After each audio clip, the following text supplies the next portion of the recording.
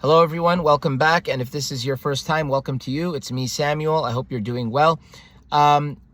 So last we spoke, we were talking about the vision of God, and we were refuting what those who support the view and hold the view that God will be seen, what it is that we were refuting their claims.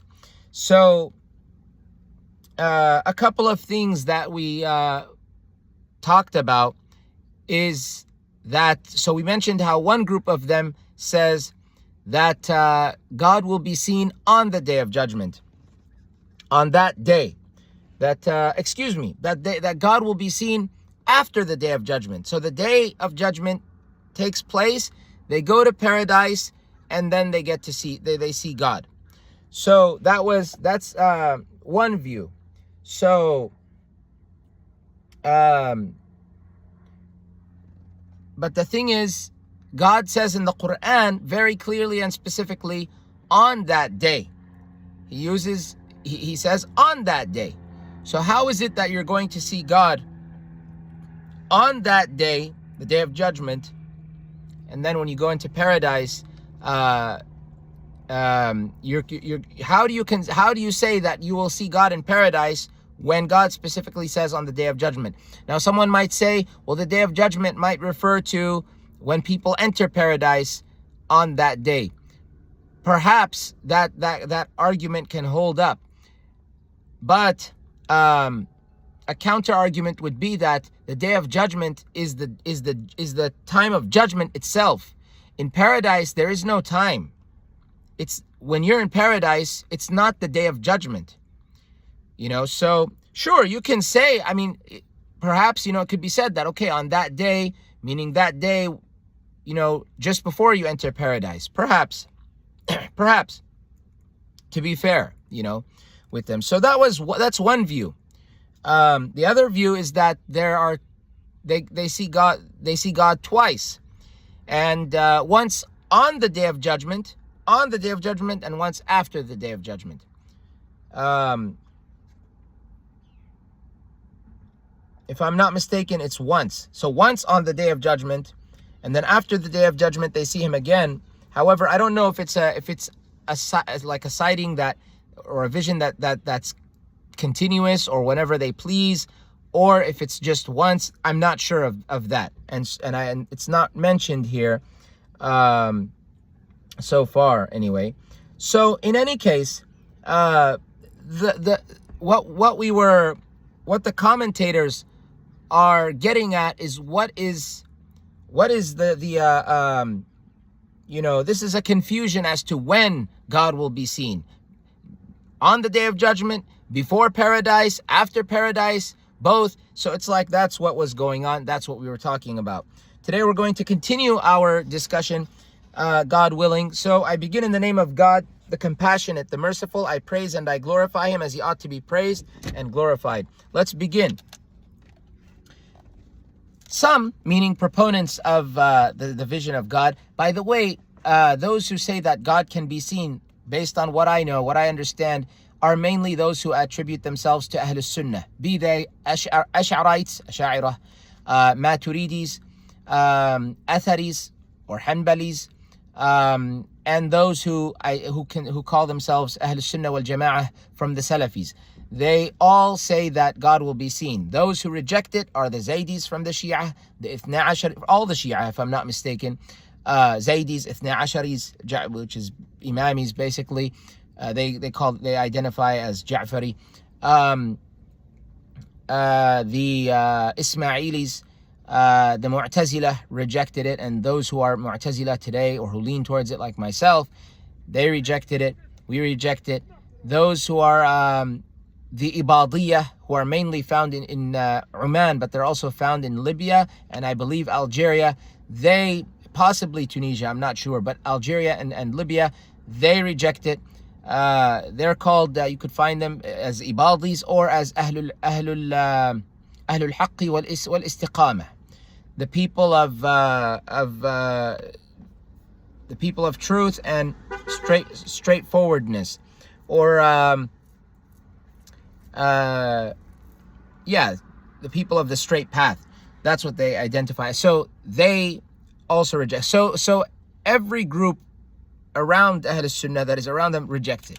In any case, so let's see here. So some of the proponents of, some have also said that the affairs of the hereafter are beyond the scope of the human imagination and will take place outside of time itself.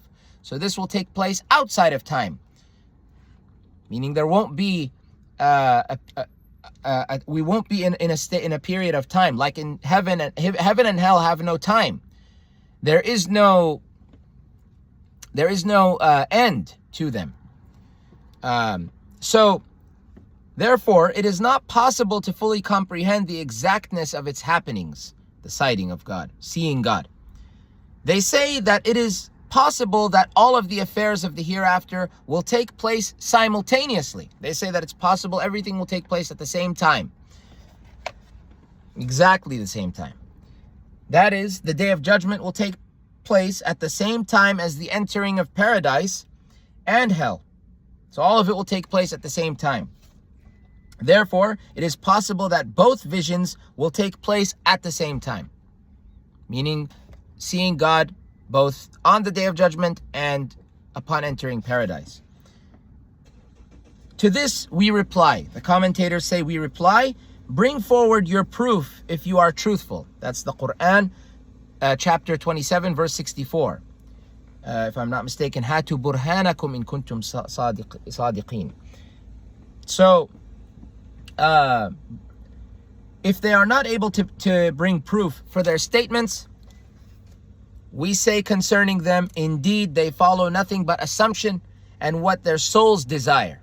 Meaning they follow what they have assumed and what their own souls, what their own selves have desired. Meaning it's not based on any evidence. Good, strong evidence, that is. And that's the verse from the Quran 53:23, chapter 53, verse 23. It is evident that there will be a real sequence to the affairs of the hereafter. The Exalted says, faces on that day will be twisted. If you want an explanation as to what faces means, refer to the, not the last episode, but the one before it, if I'm not mistaken. So, which should be 34, if I'm not mistaken, 34. 34, if I'm not mistaken. So, the Exalted says, faces on that day will be twisted, expecting something backbreaking to be done to them. Quran 75:24-25. We ask, how could the disbelievers and sinners be expecting something backbreaking to be done to them if it is done already? These people said that everything's happening at the same time. How could you be expecting something to happen at a certain time, later on in time, whether it's a little later or a lot later? It's happening after you wait. So how is it that can be if it's all happening at the same time? You see this is what happens when you follow the wrong creed. You end up in tangled string, knots. After returning to the verse in question, we see that the next phase will be radiant. The next phase will be radiant. The proponents, I want to go back to the verse, because God mentions in the Quran, chapter 75, verses 22-23, he says, faces on that day will be radiant, looking to their Lord. That's why it says here will be radiant. After returning to the verse in question, we see that the next phase will be radiant. Will be radiant. So, the proponents of the vision, meaning the vision of God, seeing God, say that this phase emphasizes that the faces will be illuminated from the light that would exude from the Lord as they are looking upon Him. So they say that the faces will be illuminated. They will have the light which comes from the Lord as they are looking at Him. We reply to this by saying that the term radiant reflects the illumination of happiness that will overcome the believers before entering paradise. As a proof, we cite the corresponding verse, faces on that day will be bright and laughing. Will be bright, laughing, and celebrating the good news. Quran chapter 80 verses 38 to 39. It is clear from this verse that the meaning of radiant is bright, with happiness and contentment with the paradise that awaits them. Because they're celebrating the good news. It has nothing to do with seeing God. They've said, it's seeing God. They've dwelled on that. Instead of taking the Quran for its language and leaving it as is, and I'm not saying that others do this, by the way. Every sect, including the Zaydis and the Mu'tazila, they all have something that they might talk about more than something else, depending on what it is that they're known for. So the Mu'tazila might advocate for aql a lot, which is fine. But at some point, it will, if you get, aql is intellect. I mean, it's okay to get involved with intellect, absolutely.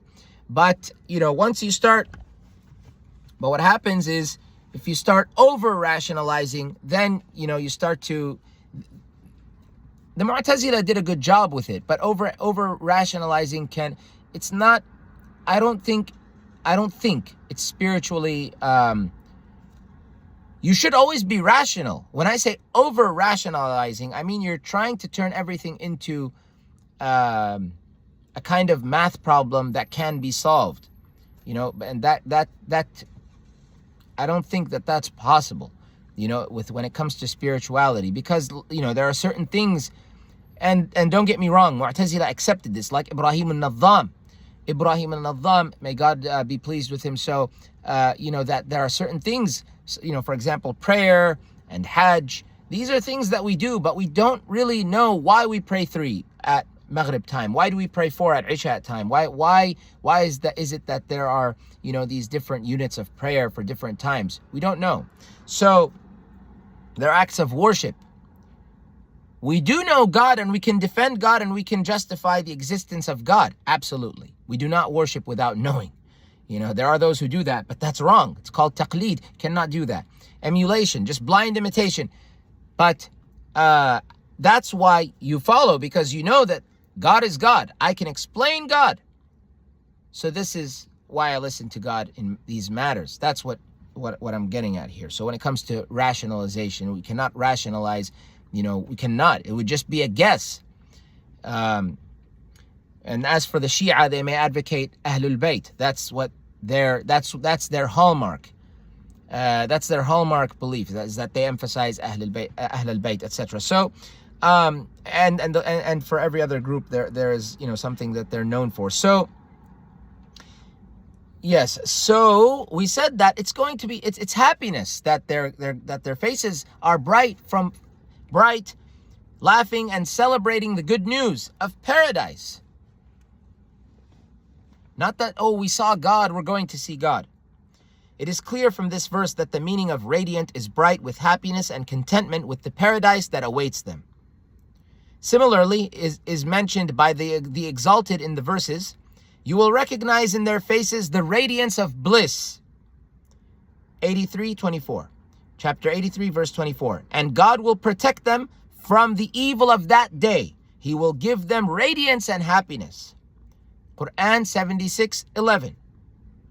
Even the narrations of the classical Quranic exegetes refer to this meaning.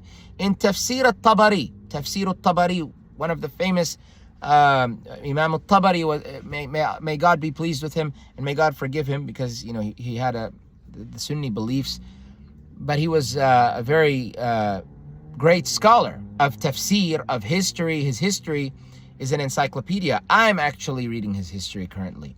So for history, I would recommend al-Tabari. For tafsir, I would recommend al-Qurtubi, if you want to get the most out of Islamic laws and understanding the Quran, because al-Qurtubi cites al-Tabari, he cites others as well, and or he may say something that al-Tabari said.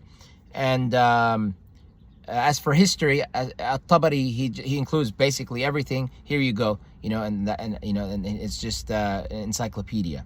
So So At-Tabari says, Imam At-Tabari says, regarding the statement, faces on that day will be radiant. The Exalted mentioned faces on that day.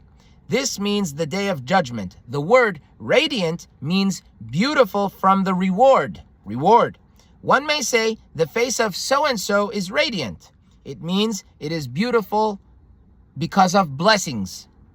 One may also say God has radiated his face. God has radiated his face. This means he has blessed him. And similar to that, this is the language. He also narrated on the authorities of a number of classical commentators that the radiance refers to the happiness and felicity felt by the believers. By the way, Imam At-Tabari's tafsir is also good. If I were to choose, Imam At-Tabari's tafsir would be one that I would read as well. Probably simultaneously with Al-Qurtubi. At-Tabari includes he goes straight to the interpretations. He gives you the list of narrations, he gives you the claims, and gives you narrations, and then moves on. And he might give linguistic explanations here and there. He's very on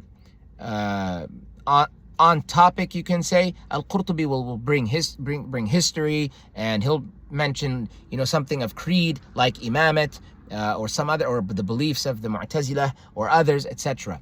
So Al-Qurtubi will do things like that. But At-Tabari is a scholar. If you want to read tafsir, and you wanted to read tafsir At-Tabari, and you wanted to to understand the meanings of the Quran, I would say definitely At-Tabari is a good tafsir to read. It's ideal without a doubt. So let's see.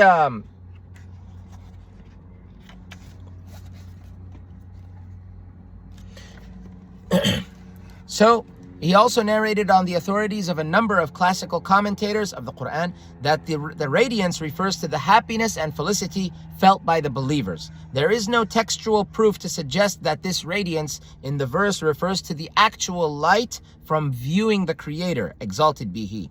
Next, the holy verse says, looking to their Lord.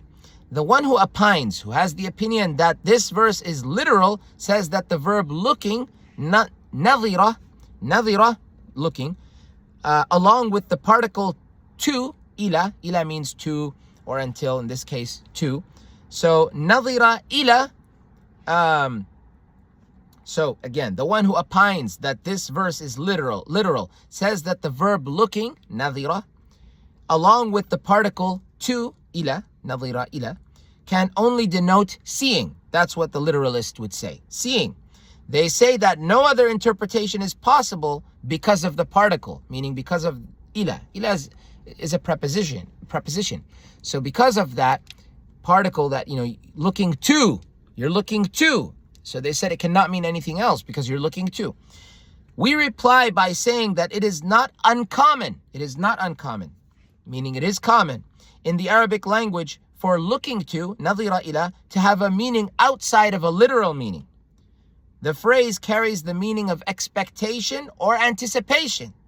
For example, in the book Lisan al-Arab, the tongue of the Arabs or the language of the Arabs, it states, one can say to someone that they expect something from him, I only look to Allah. One can say to someone that they expect something from, I only look to Allah. Nanzuru ila Allah, and then to you. Nanzuru ila Allah, and then to you. Nanzur, one would say nanzur means to see. Tanzur, to look. But it can also mean to see. To expect. Because if you think about it, now, I don't know the linguistics, but perhaps the root, nadhara or nadhira, might be involved. If you look at the word intidhar means waiting for. Intadara, he waited, or to wait. Intidhar. If you've, there's a Bollywood movie called Sharabi with Amitabh Bachchan, and in that movie, there's a song.